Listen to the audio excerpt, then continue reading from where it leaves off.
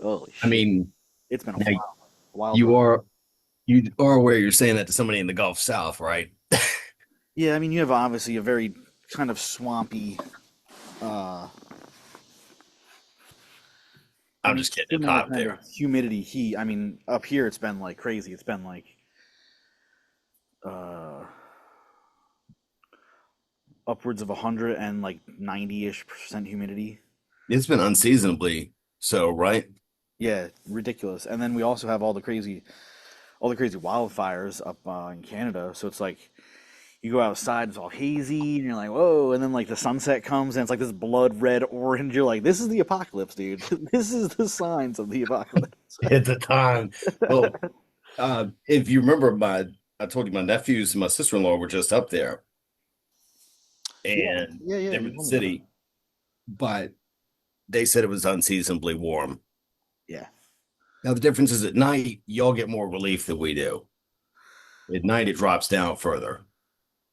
yeah. And Here, also, I have a where I am, like from being in the city compared to here, it's probably at least a 10 degree difference because of all the foliage and the shade and the trees not really. concrete city.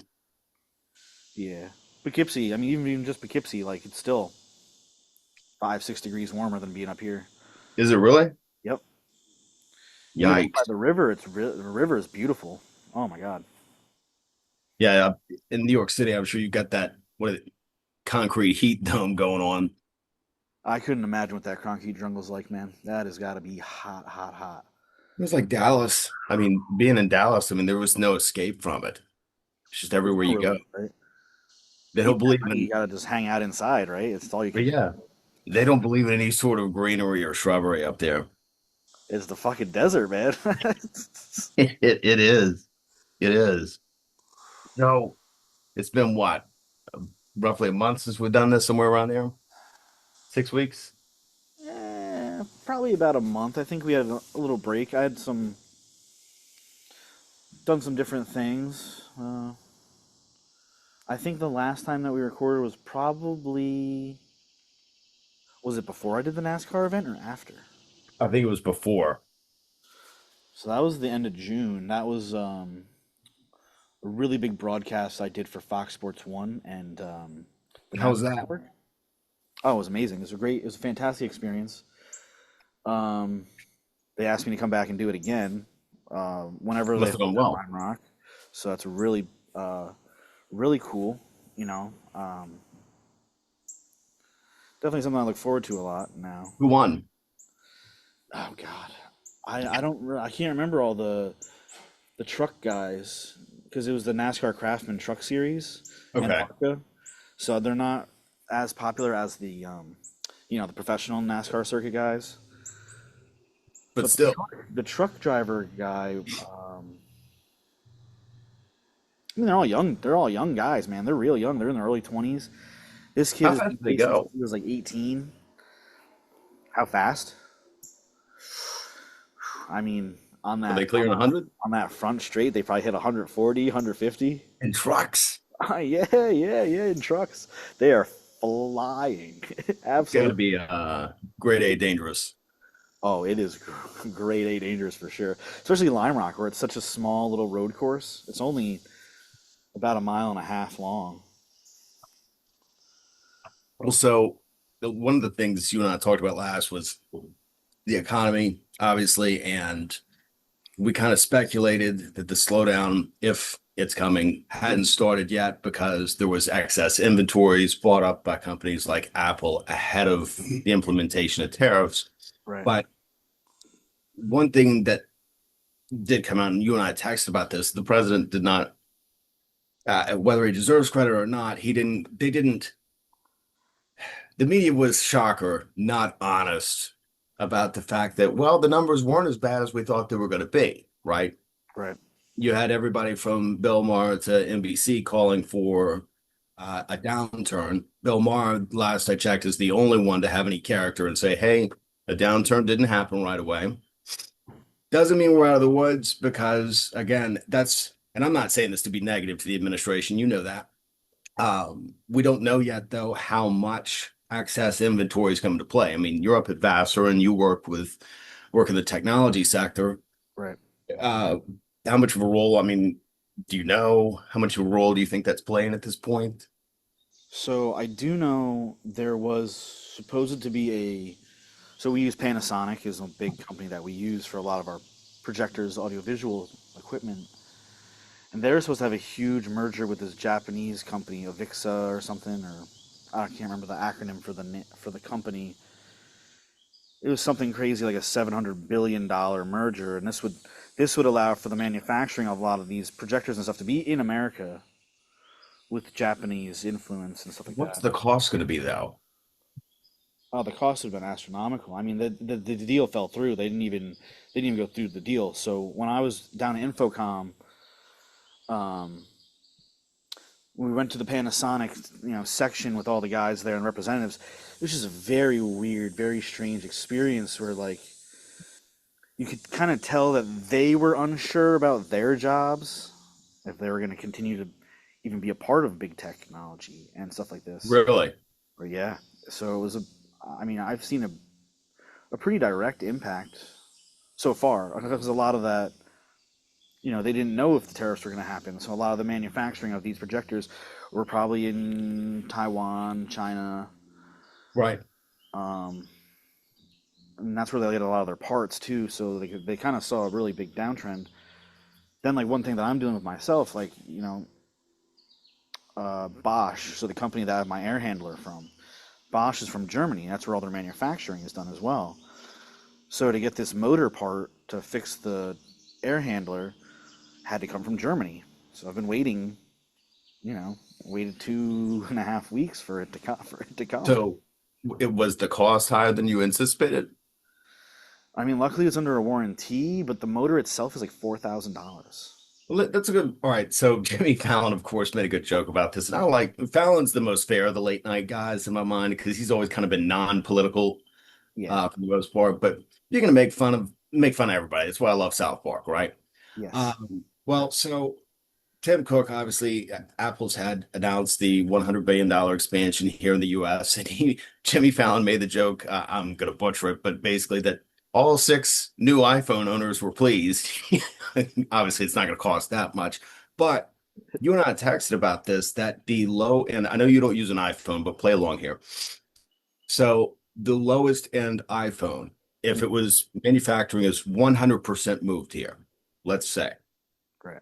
that it's going to cost $6,500, $6,500. And I don't know if we discussed this on the podcast, so we can do it here, but you and I speculated that, well, then it might become like the auto industry, right? Where you'd have a cottage industry of loans. Like there's somebody there ready to process a loan for you on a car dealership, Yep. most of them, the big ones. So do you think that that would hold true? Would there be a cottage loan industry saying, "Hey, we'll finance your $7,000 phone"? But more importantly, because this will determine is B, would you pay it? Let's say you were an iPhone buyer. Pick another phone that you would buy.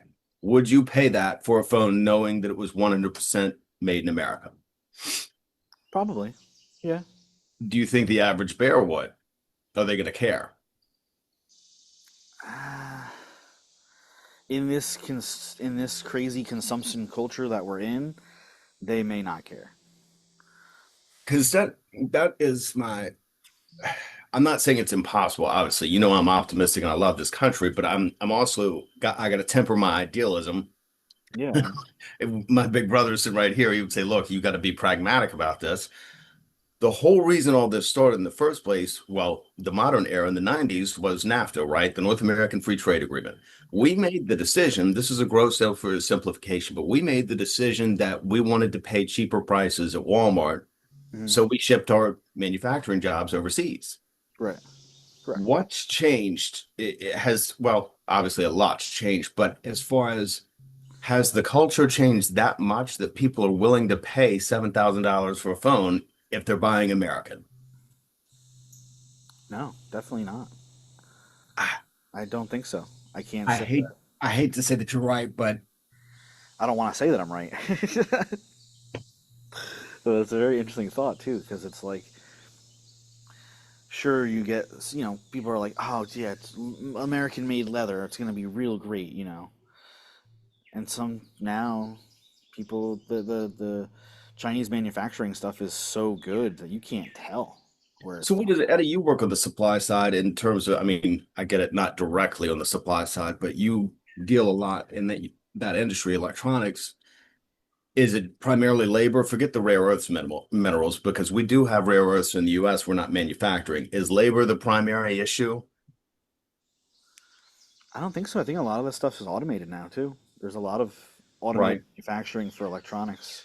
I mean, there are some, when you get into the more boutique, more less consumable electronics or audio equipment, then they're a bit more handmade, hand built kind of thing, handcrafted, I would say.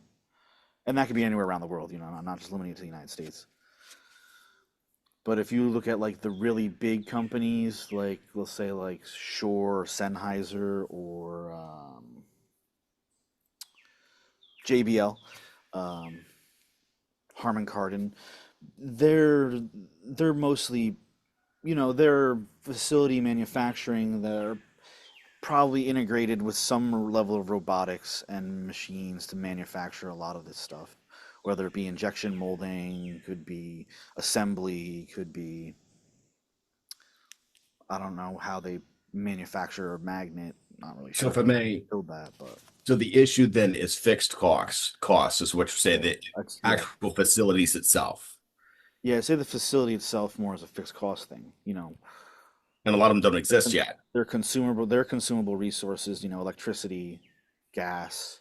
You know, obviously there's workers there. They're going to have plumbing, water, electric, fire safety systems, all these different things that are Okay, about so a set cost to a manufacturing facility. I think I would feel like. the last end of the economic bit here is we move on because we gotta, but the last bit is the Federal Reserve is holding off right now on changing rates because of the fear of what's called stagflation, which is inflation continues to increase, uh, but unemployment remains high, production's not increasing, so you've got a nightmarish situation because you think, okay, well, the Federal Reserve can cut rates to stimulate production. Well, but that's going to increase inflation and may not address anything on the back end. So you got both slow growth and runaway inflation. That's what they're trying to avoid. Right. I know I just explained that poorly, but that's the overall idea. So we're going to wait and see on that. What do you think? I think we have to wait and see on that one. You agree with that? I do. It's tricky because I'm seeing a lot of things about people are saying not to get into the housing market right now, As far as buying, buying, but I'm seeing like I'm seeing all these people who are trying to rent out places around here, and the inflation of rent around this area has gone up is it bad? dramatically. Since I when, like, in what time frame? I'd This say year? pre-COVID. Pre-COVID. Okay. This year, what kind of change specifically would you say, if any? Well, I mean, I was looking at a studio apartment. They're around 1,500, 1,600 bucks in the city of Poughkeepsie. Um, that's about like maybe a 400, $500,000 more now for a single apartment in the city of Poughkeepsie, which is Have like, you seen the metric shift this year? I guess what I'm asking, like January to August of 2025. Has that shifted that much in the Poughkeepsie to New York City area? yeah, definitely. There's been a big like growth of these like we'll call them like 10-minute cities. You know what I mean? Like these little like town square ideas where they have like high-end condominiums. They have all of your shopping needs and everything right within like a kind of a smaller area. Could be a couple mile, like a mile strip or whatever, maybe. And the pricing on these condos for this area make absolutely zero sense. Well, and that you raise a Few good hours issue out of there. the city, you know. Buying local is one answer to some of the tariff related issues. It could help the local grocery market, but it's not going to help. Like that's it, real estate's kind of immune to that whole idea because, of course, you're buying local. Right.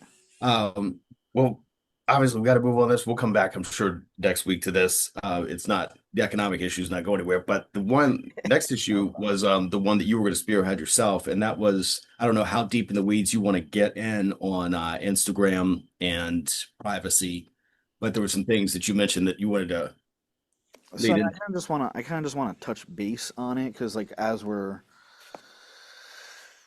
you know, as we're moving forward with all this technology, all this AI stuff, and really, cybersecurity is going to be is becoming a huge issue that people are kind of talking about it happening a bit more on the higher education side, where you see a bit more phishing.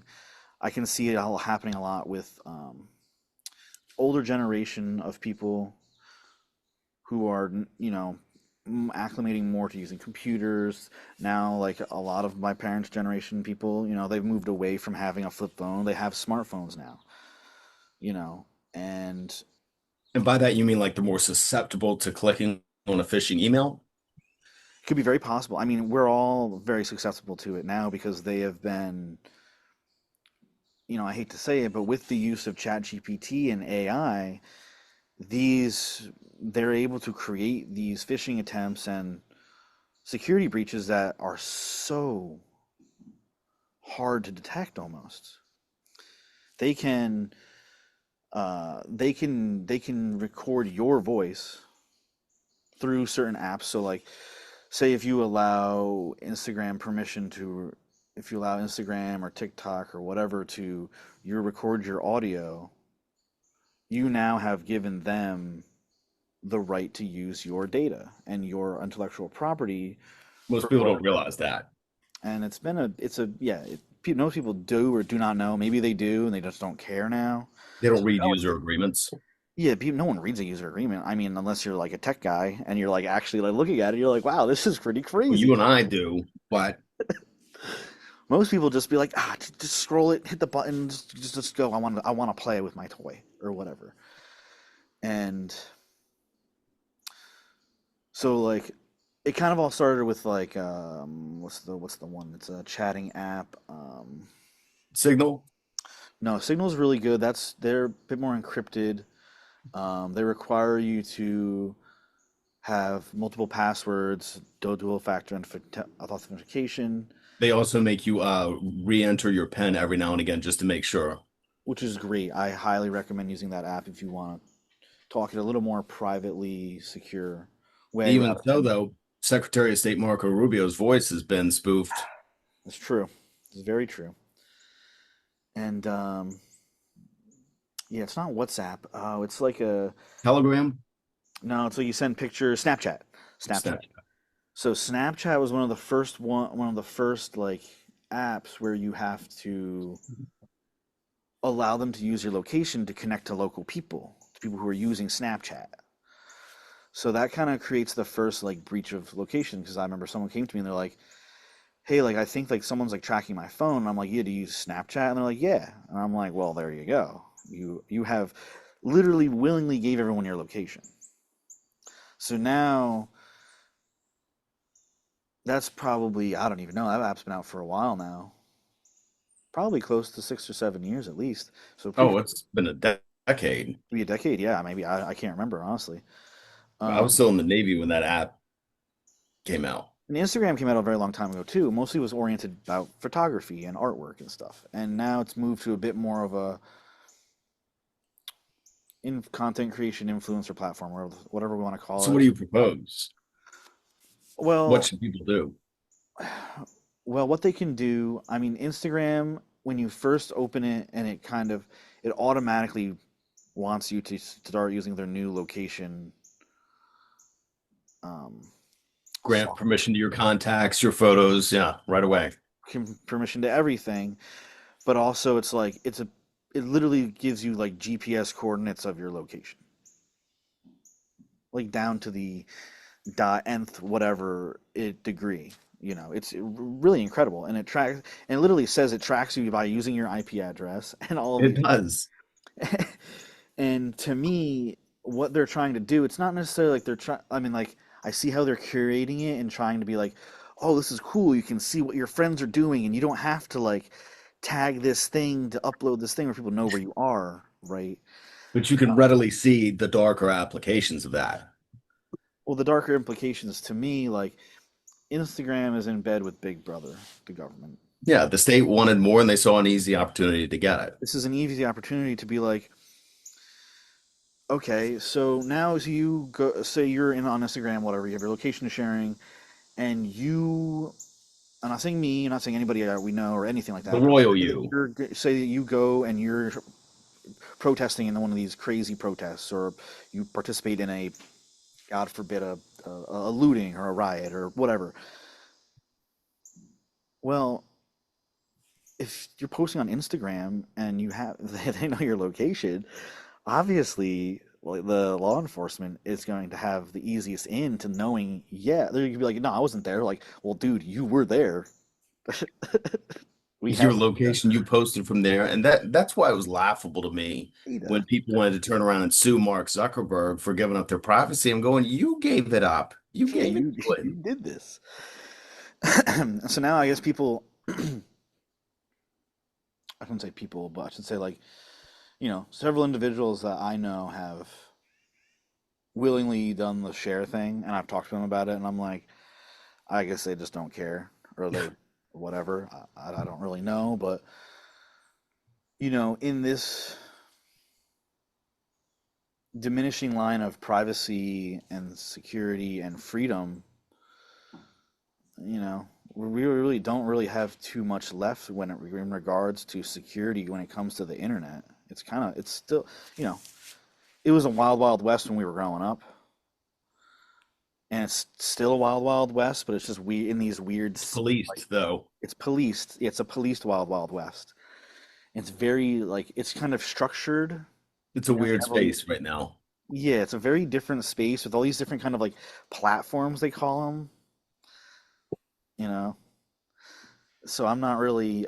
I mean, what can people do? I mean, obviously, if you really want to, you get a Faraday shield for your phone or one of those Faraday backpacks. I mean, that's the only way you can really stop electromagnetic frequencies from, you know, I don't know. Copper. And it's like even crazier because like now, like we have like my friend, one of my friends, he had a business credit card got compromised, and someone hit him with a scanner. So they somehow or another scanned his wallet with some kind of like device, and they were able to get all of his credit card information. Luckily, it was a business account that had a set amount of money in it. It wasn't like his actual bank account, but like you could be anywhere and someone could bump into you and they could have like one of those magnetic things in their pocket and they could literally get all your I, information. I would recommend this on that point. It's a good thing to bring up. I got a wallet that has a chip in it Mm, that prevents skimming. And I did test it. My brother-in-law has the ability to not, he doesn't go around skimming people's wallets, but he has had the tool to test it out. It did work. right Uh, on. we're not, we're not sponsored by Kenneth Cole, but I can put the link on the, Yeah. maybe they should after that little nod. Yeah, I mean the Faraday Shield guys should help us out too. I mean, They should. we're all about protecting our data and information, and it's a big deal, especially now with how rapid our technology is expanding. We really got to be vigilant about this. You know, definitely something that I want to. We're gonna have to continue talking about it more because it's still going to keep developing. There's going to be new things coming up, and It is. I mean, to me, and I don't mean to sound cynical by this, because I still absolutely, obviously participate in having a smartphone and being online, but I've kind of, I guess, accepted that those days, quote, are over as far as having any reasonable expectation of privacy. The Privacy Act is 51 years old, but beyond your medical data being leaked out, I don't, it's like it's a binary option just in my mind, and that you either participate in these apps and want to post on social media and tag your location, or you don't. right. I just don't see a door C. Yeah, right now I'm kind of not seeing a Dorsey either. And that's kind of where, yeah, it's kind of where I'm kind of doing a lot of exploration and a lot of like, you know, digging on internet and tech and what we can do to kind of It's a stay tuned change. topic for sure. Yes. As is, we had to do it. The guy that's just like Adolf Hitler, never gonna die. Uh, one Jeffrey Epstein. Oh We had God. to do it. Um, Obviously a mess and is a kind of a grade A example of stepping on your own tail in terms of handling it. Yeah. Everybody and their brother wanted to talk about this in the campaign cycle, and in Politico, I told you, synopsized pretty well the multiple doors here. A couple of them were kind of ludicrous. As I mentioned to you, the one door is that the president campaigned on this and um, deliberately hyped it up, knowing there was no there there. I don't really see that one. Mm, Then there's that this is a concerted cover up by his folks to protect him from illegal activity, which to me, as you and I discussed, doesn't hold water because I feel like the Biden administration would have used that as a cudgel had it been there. had it Uh, been, they would have used that as their well, best weapon possible. and wouldn't Alan Dershowitz, his attorney and company, wouldn't they have used that as, hey, you're not putting me in jail. Look at this client list I got. I mean, so that one doesn't really hold water to me. Then there's door three in Mm. that he campaigned on, hey, we're going to release this, we're going to release it. And then they get in office and, oh man, there's no there there, beyond sealed records, which we'll get to that in a second. But then there was the fourth and final door, which I don't think is the case, but that's that it's so bad that Bill Gates, Donald Trump, Prince Andrew, Bill Clinton, I mean, all of society at the upper level is enmeshed in this, and it would just destroy faith in everything. I don't think that's, you tell me what you think, but I'm kind of landing on they talked up something that they didn't realize that most of it was already out. Yeah, I kind of am leaning a little bit more towards that. They hyped up something that was like, they released all of the flight logs, 5 years ago. Right. And like everybody like forgot or something. And it's like, Right. You got this supposed Air Canada retired pilot on Facebook saying, for one thing, I don't know where he's getting this number that they got to hold on to flight records for 10 years. Well, that's a very broad but the other thing he tried to say was that Trump's plane landed on Little St. James 37 times, and I'm going, there's no airstrip on that island. It's not big enough for a 737 to land. So this guy's he had a costume on that this plane. it's a huge plane, and he's got a costume on that's clearly has been identified as an Amazon.com, Halloween costume for pilots. So he muddied the waters with that whole deal.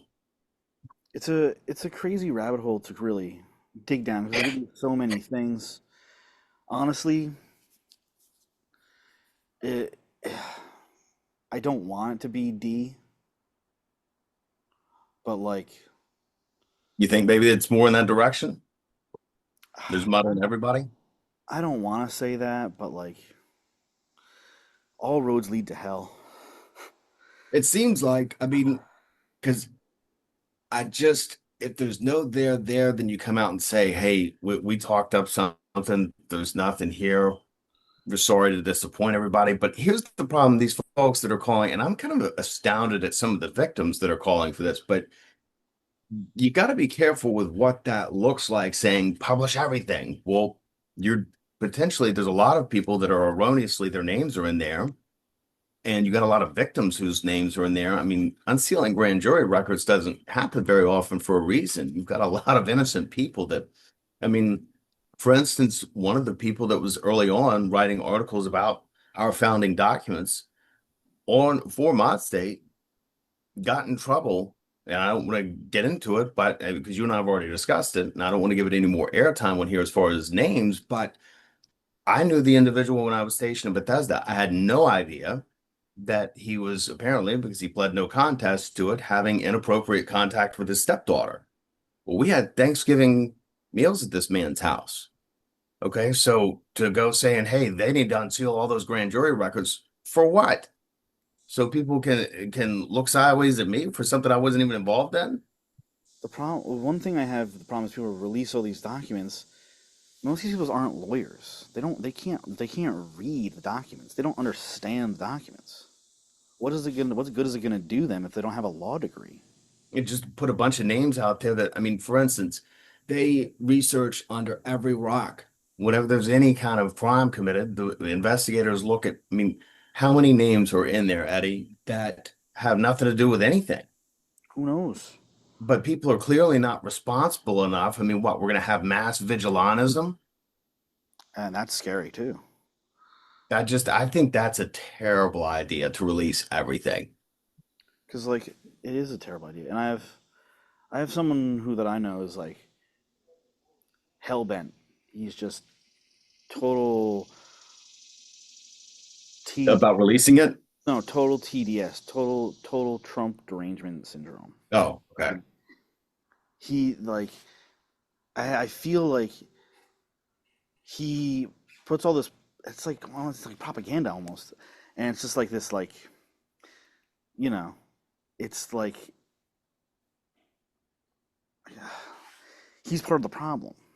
The more that you are like, we need the evidence and Trump and Epstein, he was a baby raper and all this crazy shit. It's fucking ridiculous. Like, dude, it's like, okay, yeah, get him out of office. Okay, so what do you propose to do?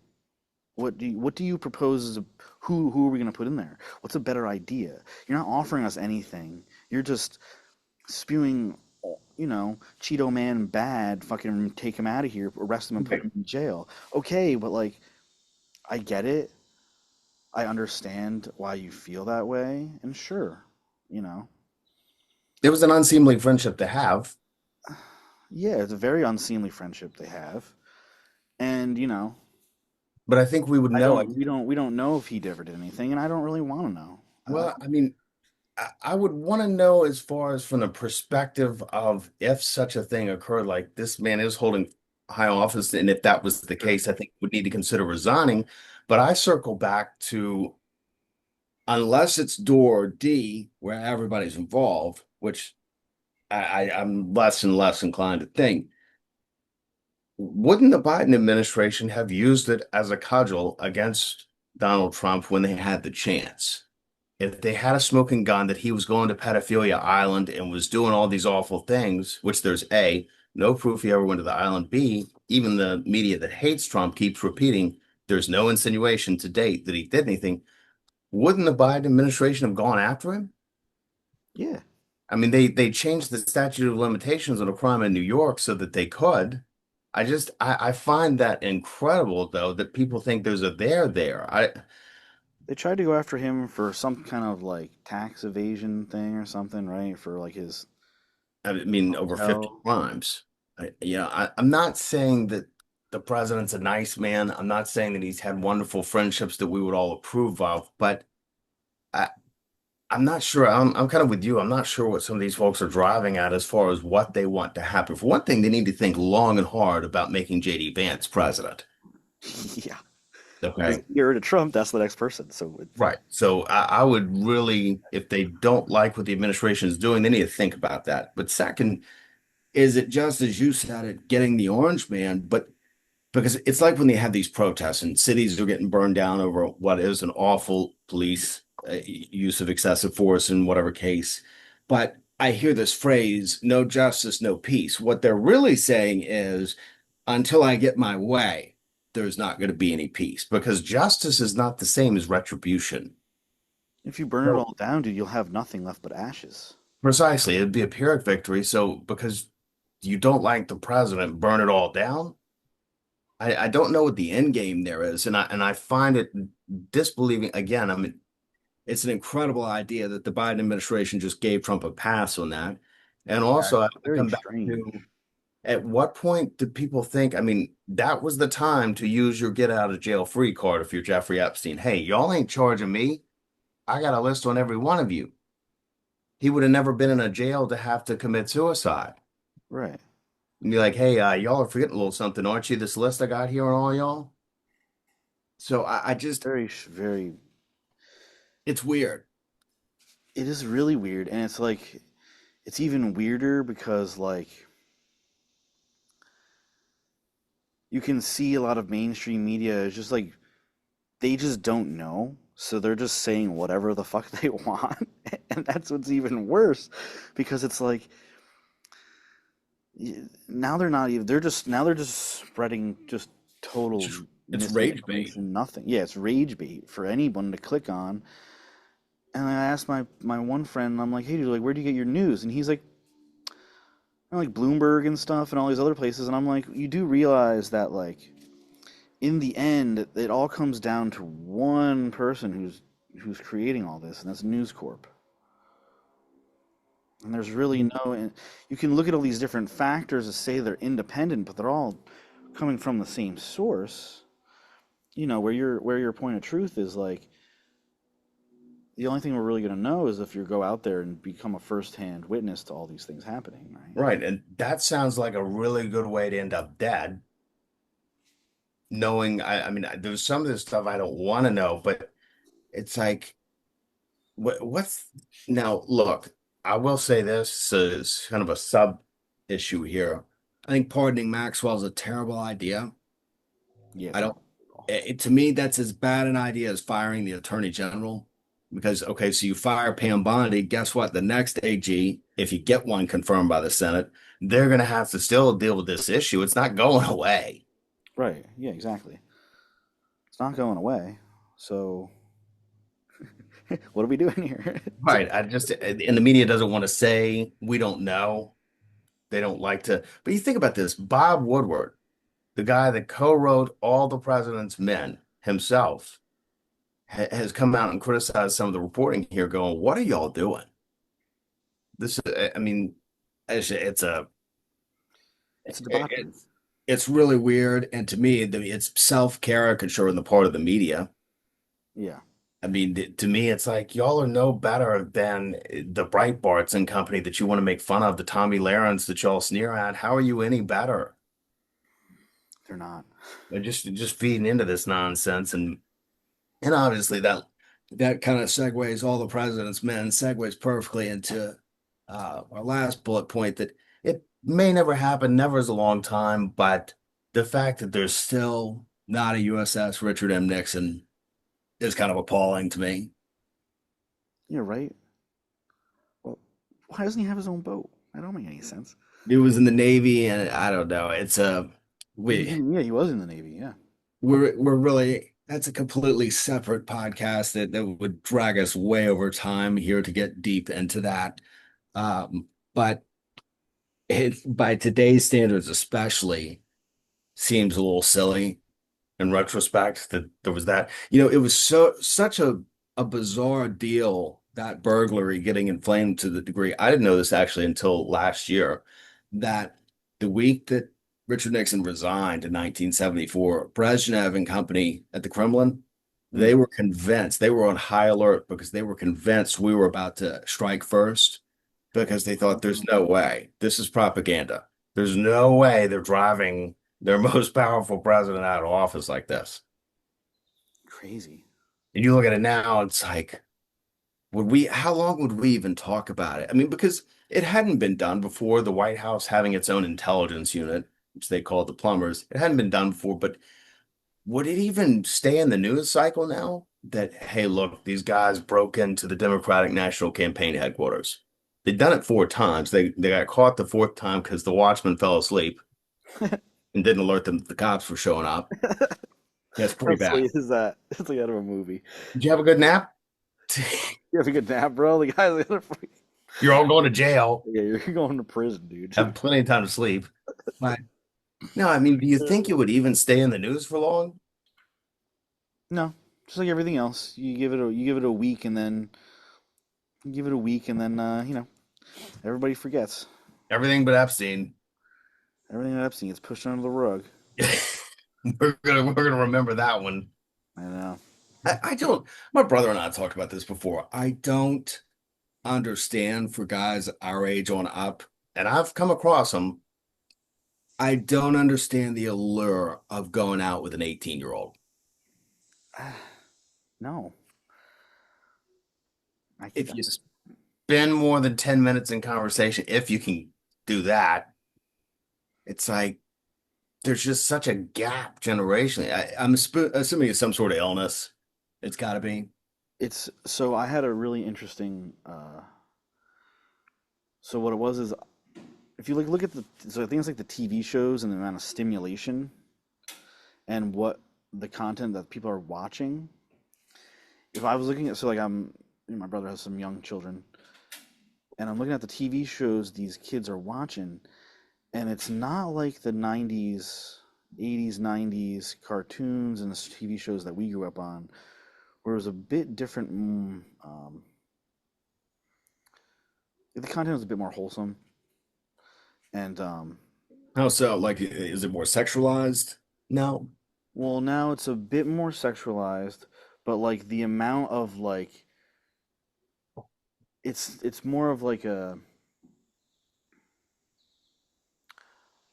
I want to say the way that they use, oh, it's like it's like a, how they like display the flat, like the images and how fast the images go, and like just like how fast an episode is, or like a content, and it's like the, So you're saying everything's like Oliver Stone was famous for, I think they call them snapshots or something like that, where there's a real quick image and then goes on a cut screen or something like that. There's a lot more of that now. yeah, and like the, it's not like something like where we grew up watching Mr. Rogers or something, and it's like actual content, like about like teaching kids, or like showing, like, different cultures or aspects of life or different things like that. Doesn't really, the cartoons and the images aren't really of that caliber anymore. I don't remember I mean, I graduated high school at right after the turn of the millennium, '03. But I mean, you weren't too terribly far behind me, relatively speaking. I don't I graduated remember. in '09.